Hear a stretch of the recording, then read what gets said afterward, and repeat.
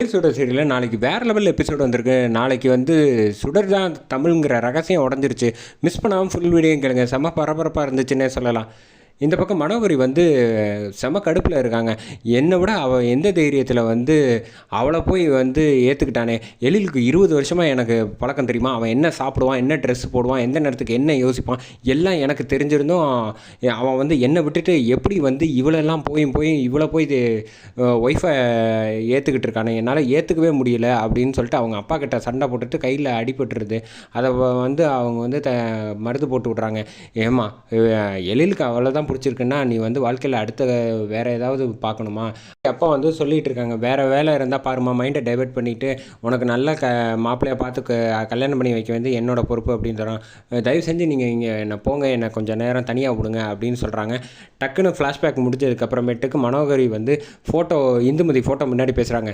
நான் இவ்வளோ பாடுபட்டுக்கிட்டு இருக்கேன், நீ என்னடானா எப்போ பார்த்தாலும் வந்து யார் மூலமாவது பற்றி எல்லாரும் பேசுகிற மாதிரியே நீ வைக்கிற, அதை கண்டால் தான் எனக்கு செம கடுப்பாகுதுன்னே சொல்லலாம். நீ இத்தனை வருஷம் கழிச்சும் வந்து எல்லார் நினைவுலையும் இருக்கிறத பார்த்தாலே எனக்கு வெறுப்பாக இருக்குது அப்படின்னு பேசிவிட்டு அடுத்த நாள் காலையில் வந்து அந்த ஏஜென்சிக்கு வந்து போகிறாங்க. போயிட்டு வந்து மனோகரி வந்து விசாரிக்க ஆரம்பிக்கிறாங்க நம்ம தமிழை பற்றி. ஆமாம், நீங்கள் வந்து டீட்டெயில்ஸ் எல்லாம் கொடுங்க அப்படின்னா, நீங்கள் கேட்டவனெல்லாம் கொடுக்க முடியாது, அந்த பேரில் வந்து யாருமே கிடையாது அப்படின்னு சொல்லிட்டு அவங்கள போக சொல்லிடுறாங்க சத்தம் போட்டு. அதுக்கப்புறமேட்டுக்கு வந்து பார்த்துட்டு ஒரு சந்தேகத்தில் நம்ம தமிழ்னு கேட்குறோம், வேறு ஒரு பேரில் இருந்துச்சுன்னா அவள் ஃபோட்டோ வச்சு காமிச்சிட்டா நல்லாயிருக்கும் அப்படின்னு சொல்லிட்டு அவங்க ஃபோட்டோ எடுத்து காமிக்கிறாங்க. அப்போ வந்து சொல்லிடுறாங்க, ஆமாம் எங்ககிட்ட வந்து வெரிஃபிகேஷன்லேருந்து எல்லாத்துக்கும் லிஸ்ட்டு கொடுத்துருக்காங்க, அவங்க கூடிய சீக்கிரம் வந்து வெளிநாட்டுக்கு போகலான்னு முடிவு பண்ணியிருக்காங்க அப்படின்னு சொன்னோன்னே, ஓ அப்போ அவள் பேர் நீங்கள் வந்து தமிழ்னு சொல்கிறீங்க, அவள் பேர் உண்மையான பேர் வந்து சுடர், ரொம்ப நல்ல பொண்ணு அப்படின்னு சொன்னோன்னு, ஓஹோ இவன் வந்து நாடகம் ஆடிக்கிட்டு இருக்காளா, இவ்வளோ பெரிய ரகசியத்தை வந்து சொல்லாமல் வச்சுக்கிட்டு இருக்கா, இதை வச்சே வந்து நிச்சயமாக அவளை வீட்டை விட்டு துரத்தலாம், இதுக்கு என்ன ஐடியா பண்ணலாம் அப்படின்னு சொல்லிட்டு கரெக்டாக வேலுக்கு ஃபோனை போடுறாங்க. அவங்ககிட்ட முக்கியமான விஷயம் பேசணும் அப்படின்னு சொல்லிட்டு வேலுக்கிட்ட வந்து பேச ஆரம்பிக்கிறதுக்கு வராங்க.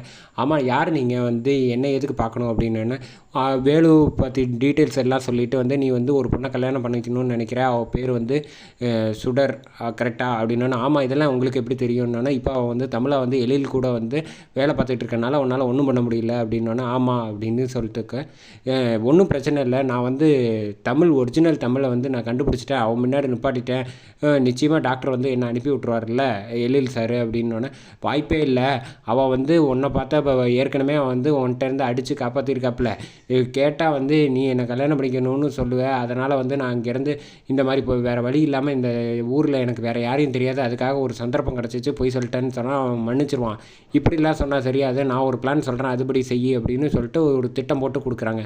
இந்த பக்கம் ஸ்கூலில் வந்து விட்டு வந்ததுக்கு அப்புறமேட்டுக்கு இந்த பசங்க எல்லாம் வந்து விளாண்டுக்கிட்டு இருக்காங்க. கரெக்டாக வந்து ஒரு 2 மணி நேரமாக ஒரு ட்ராயிங் வந்து வரைஞ்சிக்கிட்டு இருக்காங்க. கரெக்டாக வால் மட்டும் குதிரைக்கு வரமாட்டேங்குது அப்படின்னு கவின் ரொம்ப கஷ்டப்பட்டுக்கிட்டு இருக்காப்புல. கரெக்டாக வந்து அபிகிட்ட வந்து காதுல ஒரு ஐடியா கொடுக்குறாங்க நம்ம அஞ்சலி பாப்பா. அவன் ட்ராயிங்கை பிடிங்கி நீயே வர அப்படின்னு சொல்லி, உனக்கு இது கூட வாடா தெரில அப்படின்னு சொல்லிட்டு கொடு, நான் ஈஸியாக வரைஞ்சி தரேன் 1 நிமிஷத்துலன்னு இப்படி வரைஞ்சிடுறாங்க. எந்த வரைஞ்சாச்சு வச்சுக்க அப்படின்னு கொடுத்தோன்னே, என்ன இது நான் என்ன வரைஞ்சி வச்சுருக்கேன், நீ என்ன கழுதையை வளைஞ்சி வச்சுருக்கேன், நான் 2 மணி நேரம் பாடுபடுத்து வேஸ்ட் ஆக்கிட்டியே அப்படின்னு சொல்லிட்டு ஓடி பிடிச்சி விளாண்டுட்டு இருக்காங்க. கரெக்டாக வந்து அப்போ தான் சுடர் வராங்க. வந்துட்டு அஞ்சலி பாப்பா சாப்பாடு வேணான்னு சொன்னோன்னு ஊட்டி விட்டுக்கிட்டு இருக்காங்க.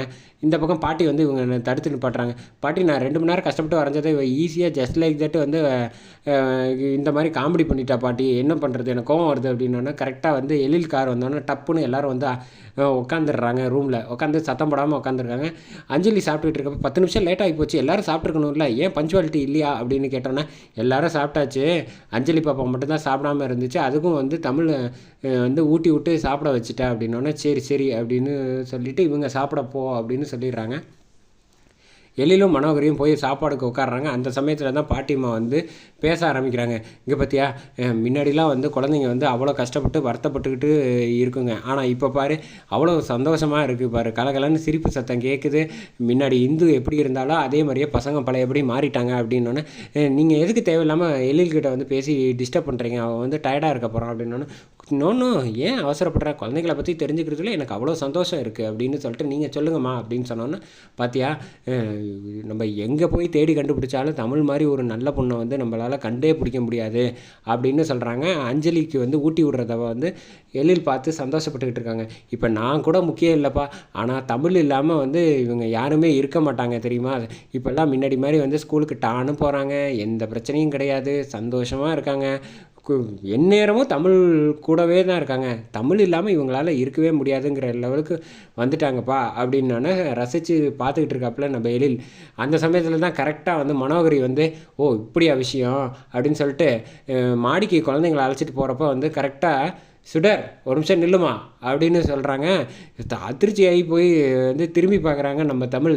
ஆஹா, நம்ம ஒரிஜினல் பேர் எப்படி உங்களுக்கு தெரியுது, அதுவும் எழில் சார் முன்னாடியே கூப்பிட்டுட்டாங்க அப்படின்னா, என்ன மேடம் கூப்பிட்டீங்க, ஒன்றை கூப்பிடல ஃபோனில் கூப்பிட்டேன் அப்படின்னோடனே, சரி சரி அப்படின்னு, நாளைக்கு இருக்குது உனக்கு, நாளைக்கே உன் ஆட்டத்தை வந்து நான் முடிச்சு வைக்கல, என் பேர் மனோகரி கிடையாதுன்னு செம பரபரப்பாக எபிசோடை முடிச்சிருக்காங்கன்னே சொல்லலாம்.